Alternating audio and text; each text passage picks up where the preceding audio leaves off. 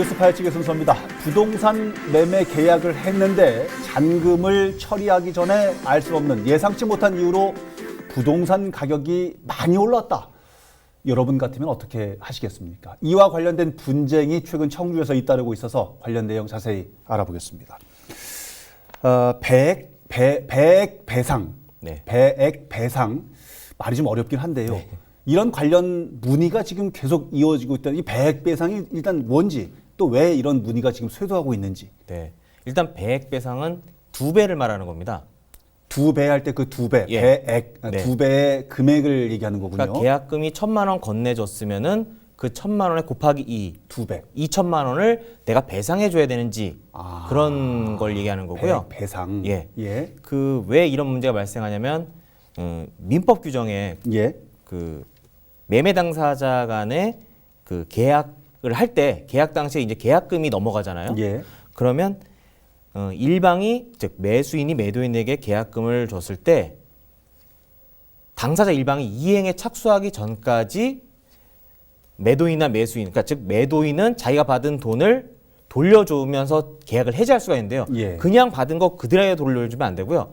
한 배를 더해서 즉 2배를 줘서 계약을 해지할 수가 있고요. 돈을 예, 준 예. 매수인은 예. 그 내가 줬던 돈을 포기하면서 계약을 해지할 수가 있는 겁니다. 그러니까 이게 조금 듣는 분들에 따라서 어려울 수도 있어서 매도 매수. 그러니까 집을 팔려고 하는 사람과 집을 사려고 하는 사람이 둘이 계약을 맺었는데 네. 계약을 맺게 됐을 때 돈을 주고 받잖아요. 계약금을 주고 받잖아요. 매도인 집을 파는 분은 계약금을 받을 거고 매수인 집을 사려고 하는 사람은 계약금을 줬을 텐데 어떠한 이유 때문에 이 계약이 파기될 경우에 그럴 때 돈을 2배로 물어줄 거냐, 내가 준 계약금을 포기할 거냐 이런 관련된 분쟁이군요. 네. 그런데 최근에 그 매매 계약과 관련해서 특히 최근에요. 네.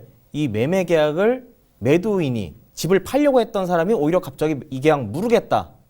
내가 돈 더 줄 테니까 예. 2배 줄 테니까 이 계약 없던 걸로 하자. 아, 그런 문의가 이제 매수인 측에서 오고요. 그러니까 그렇군요. 매도인이 이렇게 얘기를 하고 있는데 이렇게 어떻게 됩니까? 아, 그리고 매도인은 정말 내가 2배를 줘야 되는 겁니까? 한 배만 주면 안 돼요? 아하. 그리고 매수인 입장에 다시 한번 이거 2배를 그러면 내가 이 계약을 그냥 계속 유지할 수 없습니까? 내가 돈을 받으면서 받더라도 나는 그 계약을 계속 안 받고 그냥 계속 유지하고 유지해서 싶은데 물건을 가지고 예. 오고 싶다. 그런데 내가 꼭 그 돈 나한테 주면 나 그냥 이거 깨야 되는 겁니까? 아. 그런 여러 가지 상담이 많이 온다고 지금 합니다. 청주 오창 지역에 이런 문의가 쇄도하고 있다고 그러는데 네. 방사광 가속기 때문에 집값 상승 요인 때문에 그런 겁니까?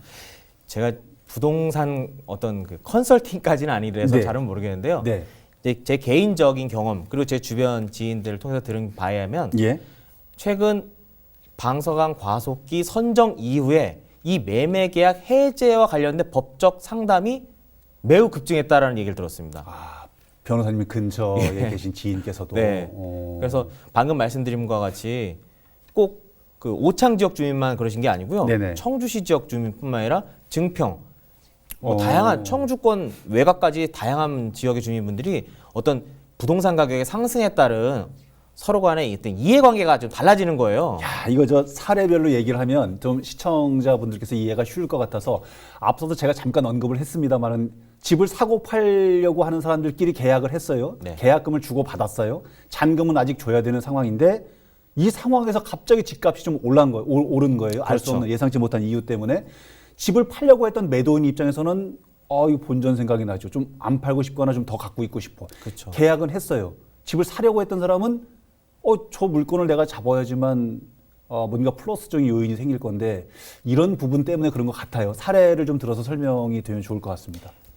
만약에 계약 10억짜리 어떤 건물이 있다고 치죠. 예. 근데 거기에 매매 계약의 어떤 10%인 계약금으로 1억 원을 계약금으로 매수인이 매도인한테 줘요. 살려고 하는 사람이 판다고 하는 사람이 줬습니다. 그렇죠. 그런데 그 이후에 이 부동산 가격이 뭐 며칠 후에 1억이 더 오르고 2억이 오르고 예, 막. 2억이 오르고 하니까 예. 이 매도인 입장에서는 팔고 싶지 않은 거예요. 그렇기 때문에 그러면 내가 받은 돈 돌려주겠다. 예. 아까 서두에 말씀드린 것처럼 2억을 내가 받은 돈 1억에 1억 더해서 네. 2억을 돌려줄 테니까 이 계약 없던 걸로 하자. 예. 예. 라고 하는 문의가 일단 있는 거고요. 아하. 그런데 일부 매도인은 그냥 1억만 주면 안 될까요? 아니면 1억 5천 정도에서 그냥 합의 보면 안 될까요? 예. 그래서 일부는 적당히 합의해가지고 이제 끝나는 부분도 있지만, 아, 있어요? 예.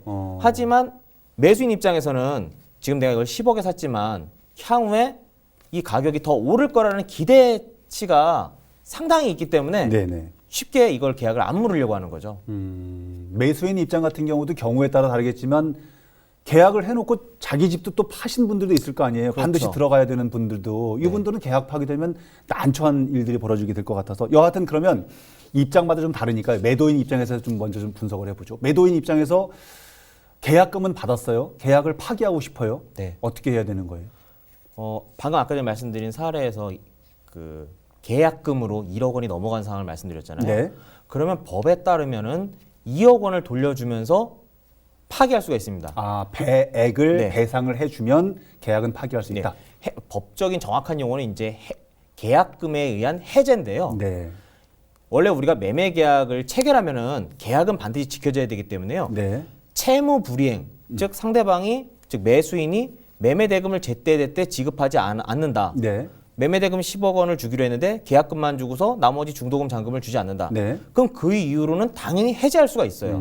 그렇군요. 근데 문제는 계약금만 받은 단계에서는 매도인이든 매수인이든 상대방의 어떤 묻지도 따지도 않고 그냥 해제를 할 수가 있는 겁니다. 근데 매도인이 묻지도 따지지도 않고서 계약을 해제하려면 자기가 받은 돈의 배액을 매수인한테 줘야 된다는 거예요. 그렇군요. 이게 지금 민법에 딱 정해져 있다는 얘기죠. 네. 그리고 민법 조항이 일반 표준 매매 계약서에 다 인용돼서 들어와 있습니다. 부동산 계약서 보면 예, 중간에 왜 표준 이렇게- 계약서 보시면요. 자세히 네. 아마 안 보셨을 수도 있는데 글씨가 작아서요. 근데 자세히 보시면 거기 매매 계약의 해제라고 해서 그 조항에 지금 제가 방금 말씀드린 것처럼 계약의 이행에 일방이 이행에 착수하기 전에는 특별한 약정이 없는 한 매도인은 받은 계약금의 배액을 상환하고 매수인은 자기가 지급한 계약금을 포기하고서 이 계약을 해제할 수 있다. 이런 조항이 적혀져 있습니다. 매수인 입장에서 보면요, 집을 사려고 하시는 분들 입장에서 보면은 물론 이제 배액을 배상 받아서 뭔가 활용할 수 있는 상황이라면 좋겠지만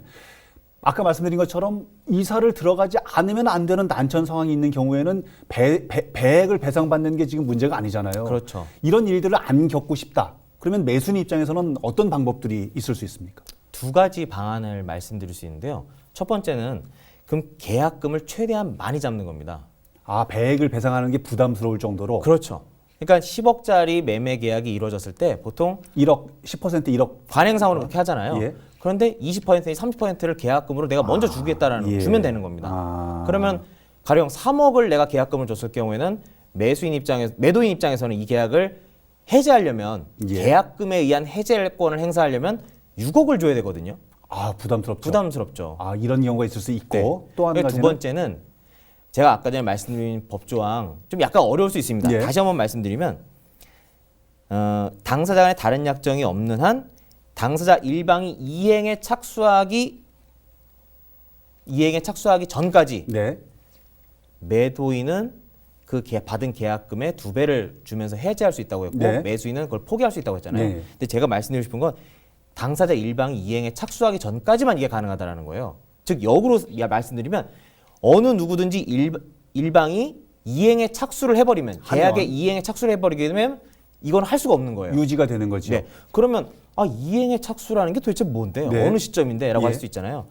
우리 대법원에서는 중도금 지급 시기 또는 중도금 지급 시기를 별도로 정하지 않고서 계약금 잔금으로 이렇게 네. 두 단계로 나눴을 경우에 잔금 지급 시기를 이행의 착수 시기로 봅니다. 아. 그러니까 중도금 지급 시기 전에 매수인이 원래 약정된 중도금 지급 날짜가 6월 12일이라고 했을 때 그 네. 날짜 전에 미리 중도금을 지급하게 되면 날짜가 되지 않았더라도 예. 중도금이나 잔금을 미리 지불을 하게 되면 매도인 입장에서는 계약을 해제할 수가 없게 되는 겁니다. 그렇군요. 이거에 관련해서 그러면 매도인한테 너무 불리한 거 아니냐? 예.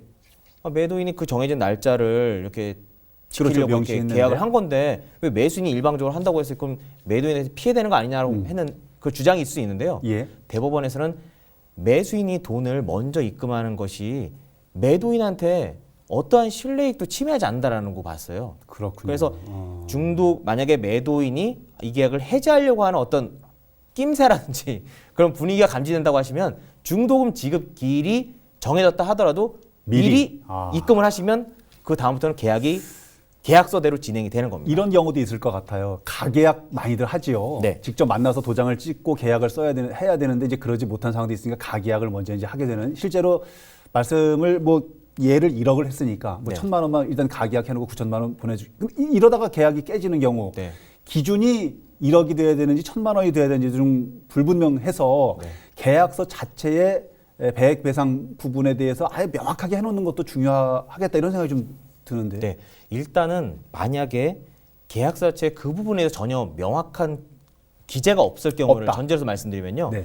대법원은 이 경우에 실제로 교부받은 계약금을 기준으로 하는 것이 아니라 계약서에 기재된 계약금, 뭐 아까 말씀드린 1억 원을 기준으로 해서 계약금 해제를 해야 된다는 거예요. 가계약금을 일부 지불했더라도 계약서에 써 있는 원래 계약 금액 10% 맞습니다. 이 부분을 그러니까 배상해야 매도인 된다. 입장에서 만약 좀 더 그렇군요. 구체적으로 말씀드리면 계약금을 1억을 걸어놓고 나서 매수인이 지금 돈이 없어 2천만 원만 준 상태였어요. 네네네. 그런데 매도인이 계약을 해지하려고 했을 때 네. 그럼 나는 받은 돈이 2천만 원밖에 없으니까 4천만 4천만 원만 주면 계약 깰 수 있지 않을까? 네. 그게 아니라 말씀입니다. 원래 계약서에 써 있는 계약 금액 1억의 2배, 2억을 줘야 된다라는 거예요. 그러면 그 부분만 노리는 그 배액배상 무슨 전문꾼이라고 해야 할까요? 표현이 좀 뭐합니다만은 네.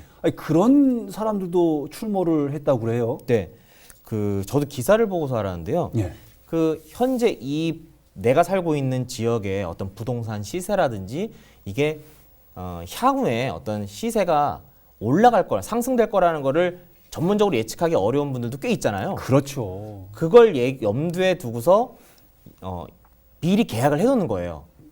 그거 기사에서 이제 꾼이라고 이제 표현을 했는데, 예. 근데 이분들의 입장은 그거죠.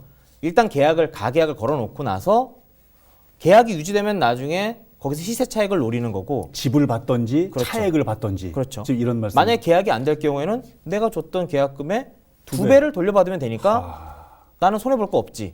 이런 식으로 이제 진행을 하시는 분들이 있어요. 그렇군요. 알겠습니다. 경우에 따라서는 이 부동산 매매라는 것을 일생일대에 한두 번 정도밖에 안 하시는 분들도 많으셔서 자주 있는 일이 아니기 때문에 실수를 하거나 꼼꼼하게 따져보지 못하는 분들도 계셔서 이런 피해를 당할 수도 있는데요. 주변에 좀 물어보시고 꼼꼼하게 다시 한번 좀 살펴서 피해보는 일이 없었으면 좋겠다는 생각을 해봅니다.